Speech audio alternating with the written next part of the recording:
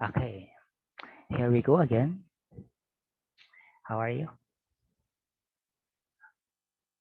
We have been through with lesson 1, the aggregate demand, lesson 2, the component of aggregate demand, and lesson 3, the aggregate supply.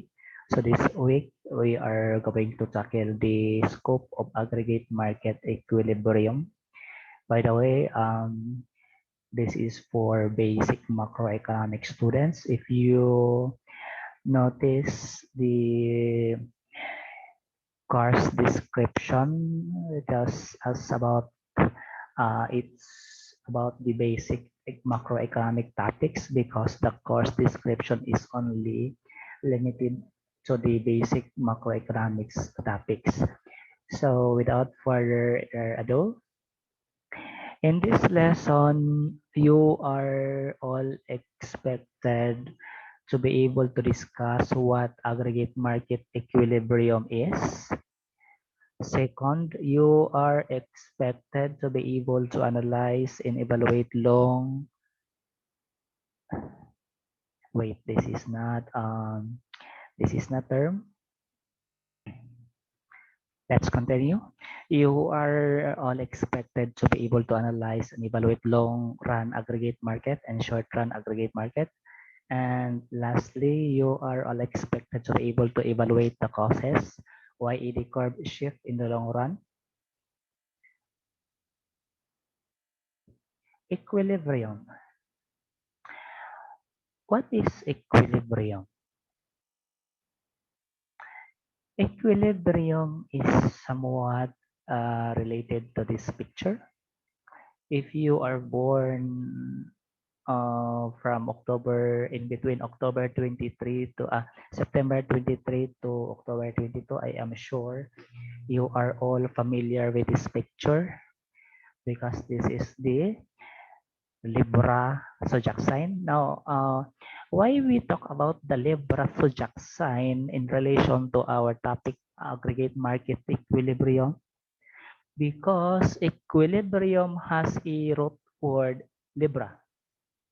Again, equilibrium has a root word Libra, which means weight or balance.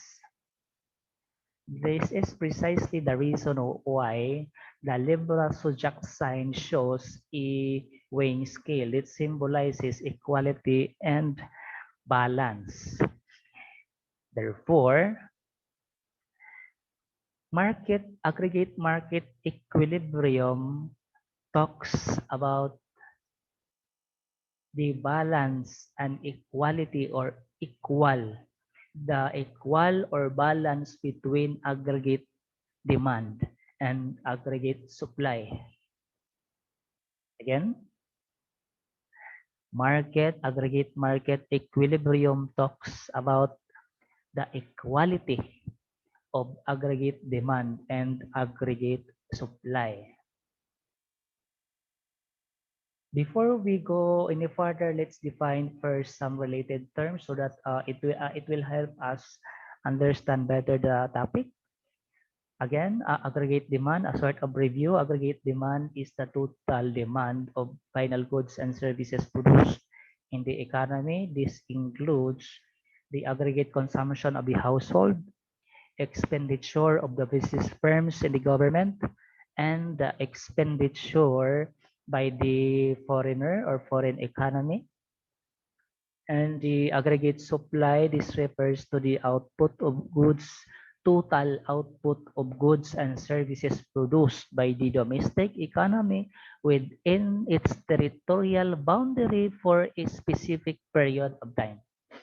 And it is assumed that aggregate demand is equal to the GDP of the nation and also equal to the aggregate supply.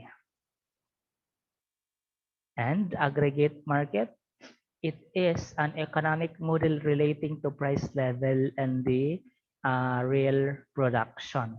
It helps to analyze business cycle, gross production, unemployment, inflation, and other related macroeconomic phenomena.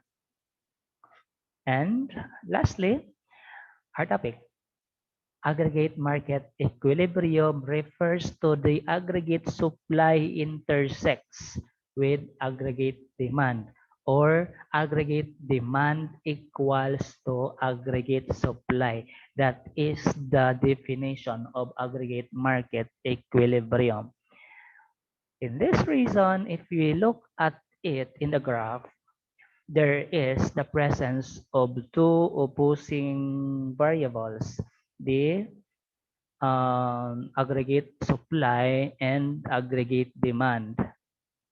Again, in the yellow colored line, this is our aggregate demand curve, and the blue colored line is the our aggregate supply curve. Let's review. Our aggregate demand curve is downward sloping because it has an inverse relationship with our independent variable, which is the general price level. Inverse relationship meaning as the general price level decreases, our aggregate demand increases, which also results to an increase in the aggregate level of output. On the other hand, our aggregate supply is sloping upward because aggregate supply curve shows a positive relationship between aggregate supply and the independent variable, which is the general price level. Positive relationship meaning as general price level increases, our aggregate supply also increases. Okay. For this reason, we can now define the ADAS model as a model that shows what determines total supply or total demand for the economy, and how total demand and total supply interact at the macroeconomic level. Going back to the graph, at point E, this is where the level where the aggregate supply and aggregate demand intersect, or this is where AD and AS are equal. Therefore, this is what we call the aggregate market equilibrium point. Meaning, at this level, we have the aggregate general price level equilibrium at general price level E, and the output equilibrium, or the YE. So this is the aggregate demand, aggregate supply model at the aggregate market equilibrium. Now let's proceed. Let's talk now about the long run and short run market equilibrium. This precisely emphasizes the production in relation to price level.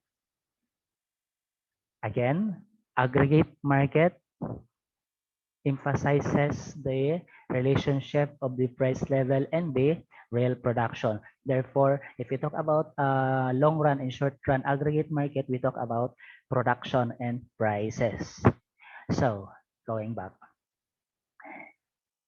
This is the aggregate market in the short run. If we look at it, our aggregate supply is positively related or responsive to the general price level. As price level increases, then our aggregate supply also increases. Why? Because during the short run aggregate market, the economy is operating in a less than full employment situation. Again, the economy is operating in a less than full employment situation, and the prices of resources, or some of the prices, especially the prices of resources, are inflexible to the change of the general price level. That's the reason why the aggregate demand is very responsive or affected by the change of the general price level. That's for the short run aggregate market. Now let's proceed to the long run aggregate market. Again, during the long run, our output or the long run aggregate supply shows a vertical line, meaning the aggregate supply in the long run is not affected by the change in the general price level because the economy is now operating in a full, again, the economy is operating in a full employment status, and the prices of resources are flexible and capable enough to respond to the um, change in the general price level. That's the reason why during the long run, the aggregate supply is no longer affected by the change in the general price level. Okay, let's proceed. Why does? Our third objective is to determine, to analyze, to evaluate. Why does the AD curve shift or change at the long run? Again, if we talk about aggregate market, we talk about production and the general price level. So our graph, it looks like this. First, we have the long run aggregate supply, a vertical line. And of course, the price level, because we are talking about production and price level. And of course, since we are talking about market equilibrium, it also talks about aggregate demand. So I level this aggregate demand 1. Later on, you will notice why aggregate demand 1. And of course, since these are variables, this have something effect to the general price level. Meaning at the general price level 1, our output here, the YE, equilibrium output. Of course, we have here our equilibrium point, aggregate market equilibrium, the point A. Again, we talk about production and general price level. We discussed that during the long run aggregate market, the general price level changes. So let's assume that the general price level increases from general price level 1 to general price level 2. So what is its implication? The general price level changes, but the output level is not affected of the change in price changes in the general price level because we are talking about long term. So the result, the implication to the graph or to the economy is this. It forms another aggregate demand curve, a shift of a demand curve of the aggregate demand curve from aggregate demand 1 to aggregate demand curve 2. Don't be confused. In our lesson 1, in the aggregate demand curve, we discussed about that general price level is not a factor to change the aggregate demand. Don't be confused. Just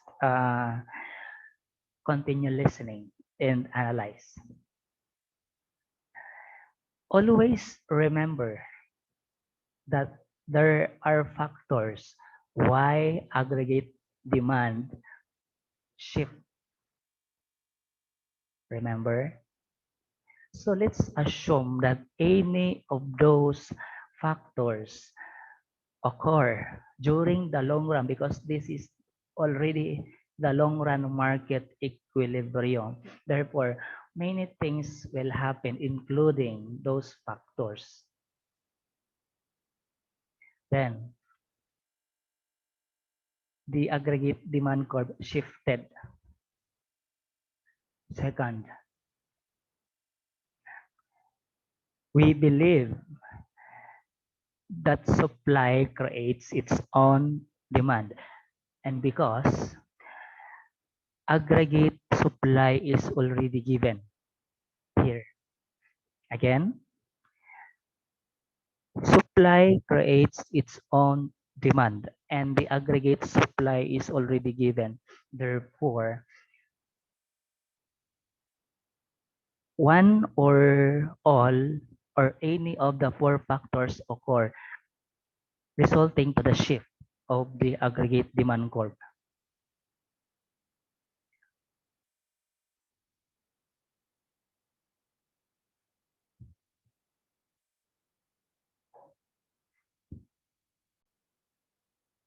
Again,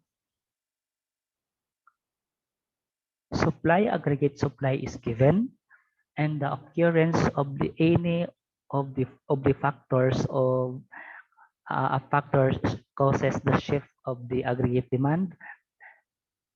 It creates another or it shifts the aggregate demand curve regardless of the price level because aggregate supply is already there and supply creates its own demand regardless of the price level. Yet, moving on.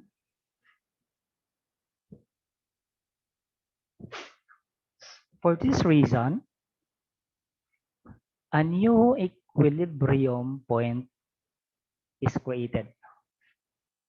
It shifted from point A to point B because of the shifting of the aggregate demand curve in the long run as a result of the occurrence of the number one, it's of the occurrence of the any of the factors affecting aggregate demand or causing aggregate demand curve to shift because again the supply is there, the aggregate supply is there, and the end aggregate and supply creates its own demand regardless of the price level.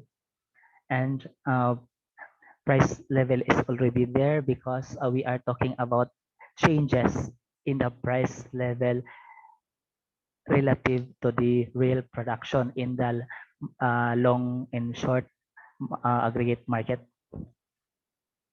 So let's proceed. Now let's recall. Have you able to discuss the aggregate market equilibrium?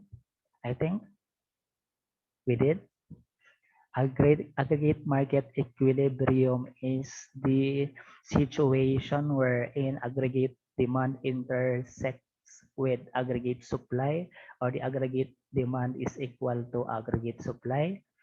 Second, have we able to analyze and evaluate long run aggregate market and short run aggregate market? I think we did also. In the short run, the economy is operating in a less than full employment situation and the prices of resources are inflexible to the change in price.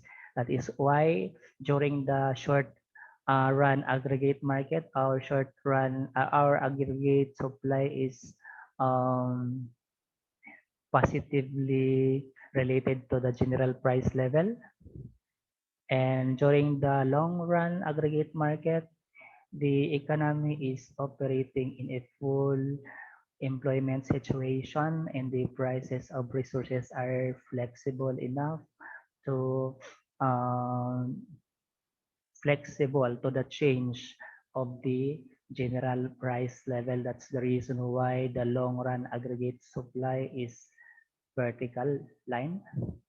And lastly, we are able to evaluate the costs of why the AD curve shift to the or shift in the long run. That's because the occurrence of the factors causing the aggregate demand curve to shift, and the aggregate supply is already there, which created its own demand regardless of the general price level. So that's all for aggregate market equilibrium. If you have questions related to the topic, don't hesitate to send me a message or comment in the comment box. We have to clear things. If you have some questions, so just approach me. That's all for this week. Good afternoon and keep safe, everyone. See you next lesson.